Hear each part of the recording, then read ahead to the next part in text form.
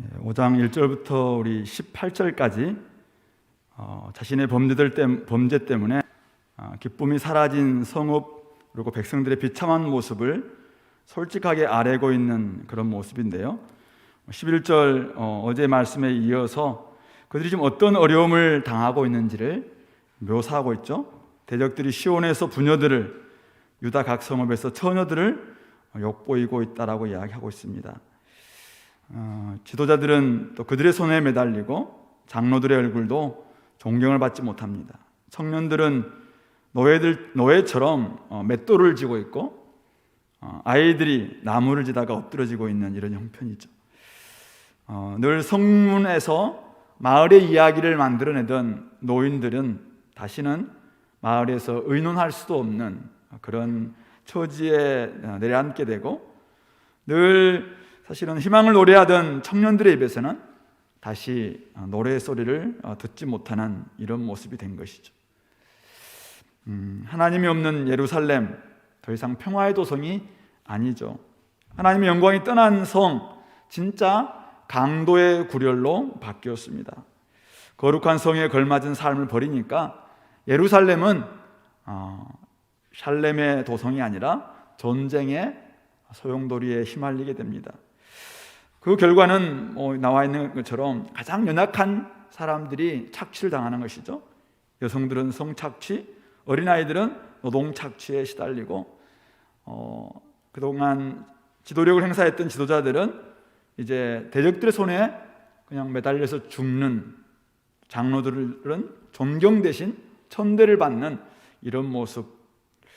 젊은이들, 청년들, 노인들, 아이들 다 사실은 그냥 희망도 기쁨도 사라진 이런 모습을 보여주고 있습니다.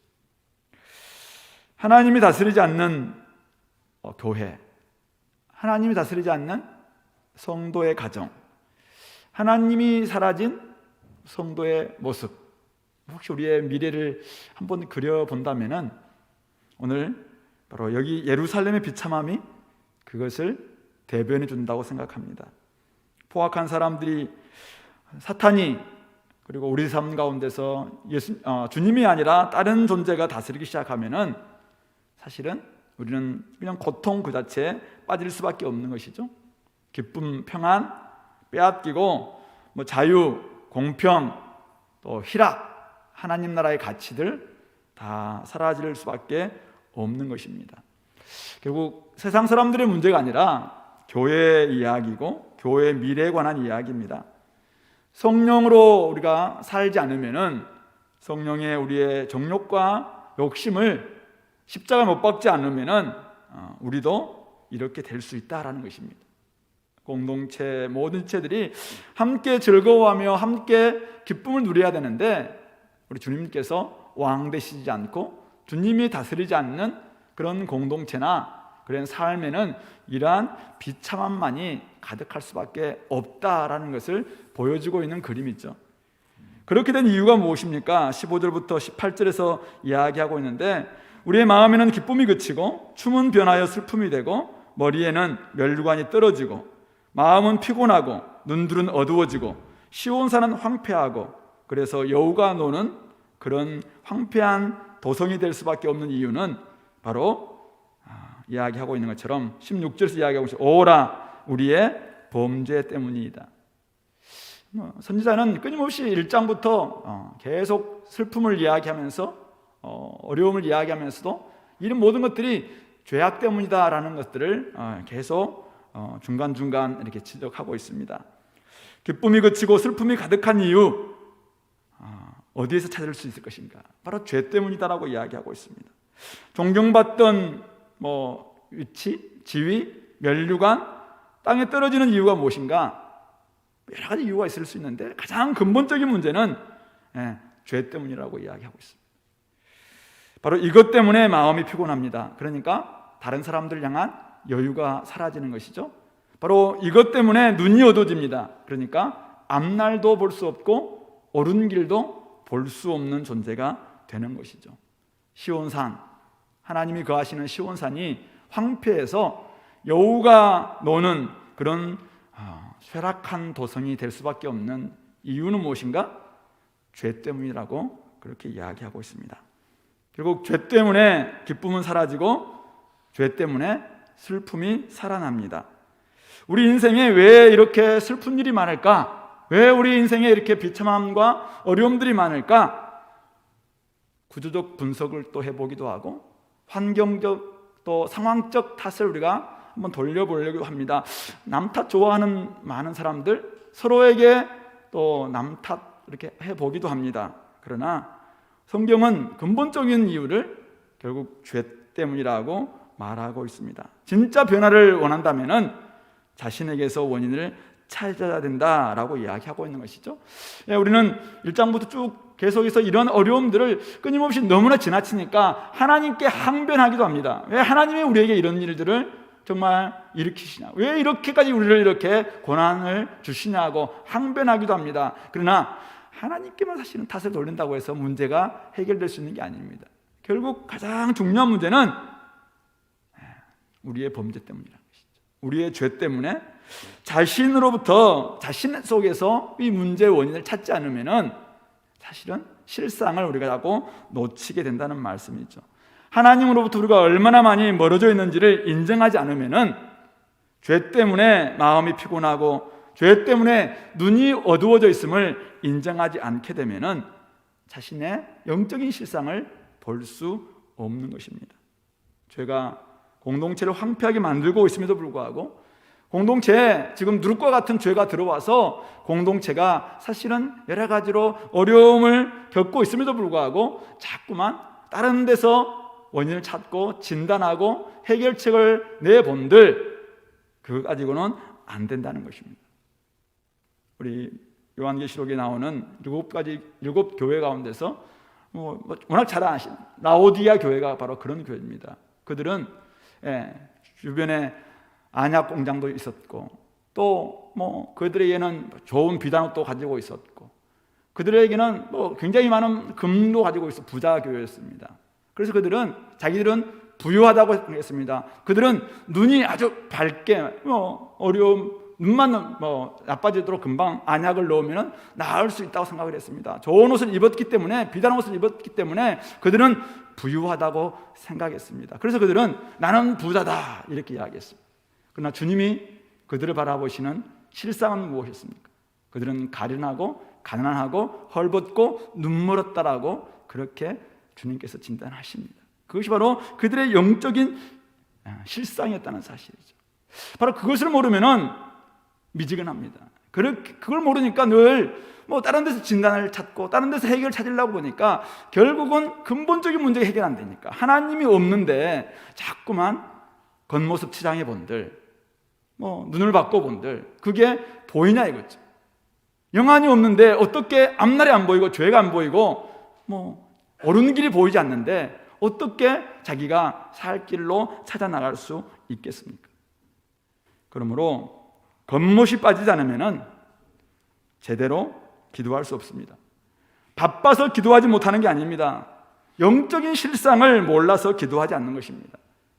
영적인 허기짐을 느끼지 않으니까 하나님 말씀을 찾지 않는 것입니다. 바빠서가 아닙니다.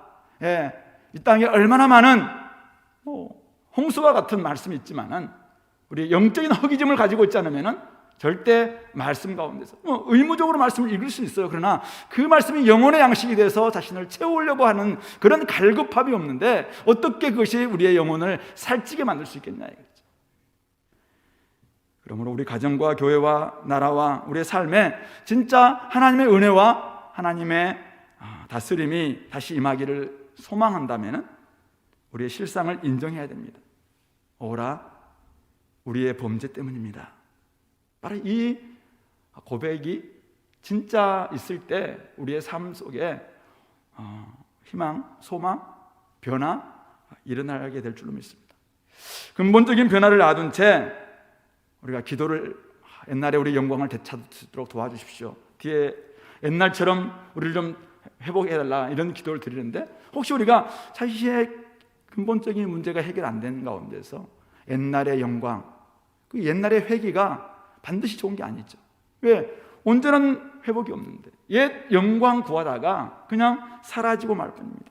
그러므로 오늘날 우리 한국교회나 오늘 우리 성도들의 진짜 부흥과 회복을 위해서는 가장 깊숙한 내면에 내가 지금 어디에 서 있는가, 내 안에 무엇이 있는가, 내가 진짜 죄와 어떤 관계를 가지고 있는가, 이 부분들을 우리가 놓치고서는 결코 시온산의 황폐에서 여우가 노는, 너무 사실은 시온산과는 어울리지 않는 이런 모습, 아무리 바꿔보려고 옛날처럼 양떼들이 뛰어놀고 옛날처럼 하나님의 영광이 가득한 그런 시온산 되기를 소망해 본들 하나님이 돌아오시지 않는데, 그러므로 내 속에 죄가 해결돼야 됩니다.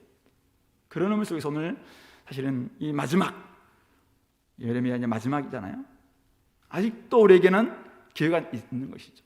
그러므로 혹시 아직도 내가 내 중심에 주님 말고 다른 것으로 내가 지금 채우고 있는 사람들이 있다, 헛되는 것으로 겉멋 들려고 하는 것, 겉 치장을 애암해 본들 속이 텅 비어 있는데 사실은 그것이 무슨 치장이 될 수 있겠습니까? 겉멋 내본들 그것이 어떻게 본인은 멋있다고 생각할 수 있어요. 근데 하나님 보시기에는 그냥 헐벗음이에요, 헐벗음.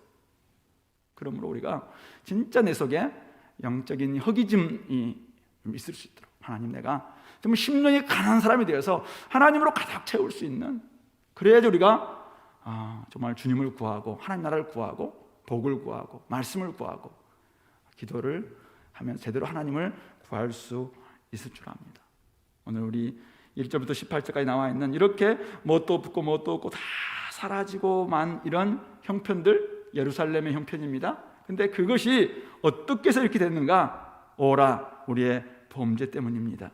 이것을 인정하는 것이 어쩌면 가장 중요한 포인트라고 생각합니다. 그런 의미 속에서 죄 가운데 계시지 않는다면 앞으로도 계속 여러분들이 이런 삶을 살아가도록 기도했으면 좋겠고, 지금 죄와 짝하고 있고 아직도 하나님 말고 다른 것에 의해서 내가 나의 삶을 쌓으려고 자꾸 거기다가 이제 죄의 문제는 해결이 안 되놓고 거기다가 계속 PBS를 쌓고 거기다가 또 기도에 막 숫자를 쌓고 거기다가 또 다른 뭐 쌓고 쌓아본들 기초가 안 돼 있는데요, 금방 허물어질 겁니다. 도리어 그것은 겉멋인 겁니다. 그러면 겉멋 내려고 하지 마시고 속에 있는 죄의 문제, 이거 빨리 드러내시기 바랍니다.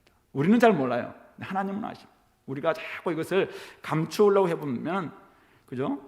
우리가 한 번씩 청소하다 보면은 막 위에만 청소를 하고 난 다음에 나중에 어느 날 이게 한번 다 드러내보는 거 아니 막 먼지 수룩 쌓여 있는 것 보지 않습니까? 이사 가려고 하는데 이삿짐 뭐 센터 이렇게 부르는데 그 안에 막 엄청난 쓰레기와 먼지가 싹 쌓여 있는 거 있잖아요.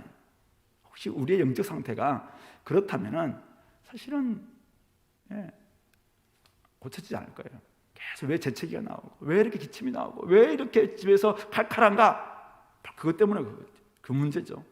그러므로 우리 나의 범죄함들, 우리의 범죄함들, 우리 공동체 정말 주님 앞에서 좀 더 정결한 공동체가 될 수 있도록, 한국교회가 정결한 공동체가 될 수 있도록, 우리 성도들이 정결한 성도들이 될 수 있도록 기도하면서 이 문제를 가지고 진짜 시온산에 걸맞은, 예루살렘에 걸맞은 그런 영광들을 회복해달라고 그렇게 기도했으면 좋겠습니다. 이제 마지막 19절부터 22절인데요, 마지막으로 온 힘과 마음을 다하여서 이제 하나님의 긍휼을 구하는데요, 실은 19절 여호와여 주는 영원히 계시오며 주의 보좌는 대대 이르나이다. 참 주님의 하나님의 주되심과 보좌에 앉으신 왕에 대한 인정이 있습니다. 그렇죠? 지금 성전도 무너졌고 다윗 왕국도 무너졌습니다. 그런데 하늘에 하나님의 보좌가 그대로 있는 것 인정하고 있습니다. 영원히 계신 하나님의 주권에 대한 확고한 믿음이 이 선지자에게는 있습니다. 그래서 자신들로 하여금 주께로 돌이키게 달라고 21절 여호와여 우리를 주께로 돌이키소서, 그리하시면 우리가 주께로 돌아가겠사오니 우리의 날들을 다시 새롭게 하사 옛적 같게 하옵소서, 이렇게 기도합니다. 다시 새롭게 하사 옛적 같게 해달라는 소망으로 간절히 간청하는 기도를 올려드리는 것이죠. 왜냐하면 그분은 주님이시고 그분은 보좌가 영원 무궁토록 대대 이룰 수 있는, 이 땅의 모든 왕국은 다 무너지고 이 땅의 모든 성전까지도 다 무너진다 할지라도 하나님의 성전은, 하나님의 왕국은 여전할 것이고 영원할 것이기 때문에 그 하나님께 의존하는 마음으로 이렇게 기도합니다. 자, 그런데 20절, 22절이 어렵습니다. 그런데 이렇게 기도하는 현실은 어떻는가? 주께서 어찌하여 우리를 영원히 잊으시오며 우리를 이같이 오래 버리시나이까? 22절도 주께서 우리를 아주 버리셨사오며 우리에게 진노하심이 참으로 크시니이다. 또 다른 번역으로는 22절 1번 밑에 나눠주를 보시면은 주께서 우리를 아주 버리셨나이까? 우리에게 심히 진노하셨나이까? 질문으로 이 예레미야 애가가 끝나고 있습니다. 그러니까 여전히 지금 현실은 어떻냐면은 여전히 자신들을 버리신 것 같은 거죠. 여전히 영원히 우리를 잊으시오며 우리를 이같이 오래 버리시나이까? 주께서는 우리를 아주 버리신 것 같은 이런 느낌을 지금 받고 있습니다. 현실이 그렇습니다. 어디를 봐도 희망이 보이지 않고 어디를 봐도 다윗 왕국 이미 끝났습니다. 그리고 멸망했습니다. 포로 잡혀갔습니다. 성전도 다 파괴되었습니다. 아무것도 없습니다. 어디를 봐도 희망이라고는 없습니다. 그래서 우리에게 진노하심이 참으로 크십니다. 어떻게 우리에게 이렇게 심하게 진노하실 수 있습니까? 이 현실 속에서 이런 가운데서 19절, 21절의 기도를 드리고 있는 것입니다. 무슨 말입니까? 현실의 고통은 여전히 진행 중이라는 것입니다. 주께서 자신들을 영원히 잊으시고 오래 버려두신 것 같은 경험을 선지자는 지금 하고 있습니다. 주님께서 아주 자신들을 버리셨던 것 같고 진노하심이 너무나 커서 이제는 진짜 하나님이 진노하심이 너무 크십니다라고 고백할 수밖에 없는 바로 그 현실입니다. 어디를 봐도 소망이 없습니다. 어디를 봐도 솟아날 구멍도 없는 것 같은 그런 모습입니다. 그런데 그런 가운데 정말 이 현실은 우리를 탄식하게 만들고 통곡하게 만들고 1절, 우리 1장, 2장, 4장에 봤던 것처럼 너무나 슬프다라고 애가를 부를 수밖에 없는 그런 현실, 아무것도 바뀌지 않는 그 현실 맞습니다. 그래서 선지자는 현실을, 자신의 고통을 부정하지 않습니다. 오래 버리지 않도록, 그러나 좀 긍휼을 베풀 수 있는 그냥 땅 딛고 있는 바탕이 뭐냐면은 소망도 보이지 않는 고통입니다. 근데 이것을 부정하지 않습니다. 근데 그런 가운데서도 이 바탕 위에서, 바로 이 토대 위에서, 어쩌면 이 현실을 위해서 선지자는 하나님의 영원하신 보좌를 보고 있는 겁니다. 하나님의 그 성품을 기대하고 있는 겁니다. 바로 그것입니다. 어쩌면 우리 삶 가운데서 때로는 답답해서 죽을 것 같습니다. 어디에도 소망이 없는 것 같습니다. 누구도 나를 도와줄 수 있는 것 같습니다. 아무리 불러도 대답 없는 이름처럼 우리 주님께서는 응답하지 않는 것 같습니다.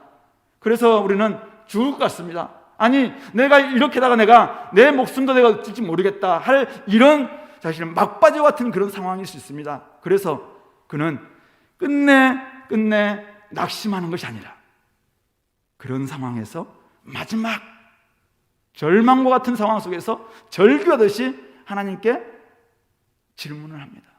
하나님, 너무 심한 거 아닙니까? 하나님이 영원히 우리를 버리신 겁니까? 하나님이 우리를 진노하심이 이렇게도 크신 이유가 무엇입니까? 답은 없습니다. 그런데 그렇게 기도가 맞춰지고 있습니다. 그렇게라도 주님을 부여잡고 어떤 식으로라도 지금 하나님 앞에 탄식하고 있는 것이 애가의 마지막입니다.